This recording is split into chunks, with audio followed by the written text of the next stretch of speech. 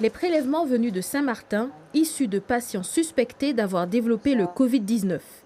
Ils ont d'abord été pris en charge par le service de microbiologie du CHU qui démarre d'emblée une série de tests. Ils ont été acheminés via les services de l'Agence régionale de santé jusqu'au CHU de Pointe-à-Pitre et ils ont été conservés donc dans l'attente, donc dans les conditions de froid nécessaires, dans l'attente de pouvoir être traités.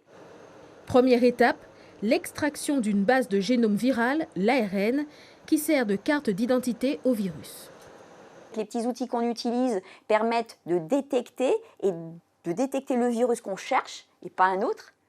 Donc ça veut dire qu'on va multiplier du génome d'un virus dont on s'attend à savoir, on sait déjà à l'avance lequel on cherche. Pour le reste, direction l'Institut Pasteur. Une fois les nouveaux échantillons préparés, ils vont être disposés dans un amplificateur en temps réel. Les courbes hautes révèlent que le Covid-19 a bien été détecté. Amplification plot. Et on voit ici, donc, ici vous avez, quand on regarde, ça,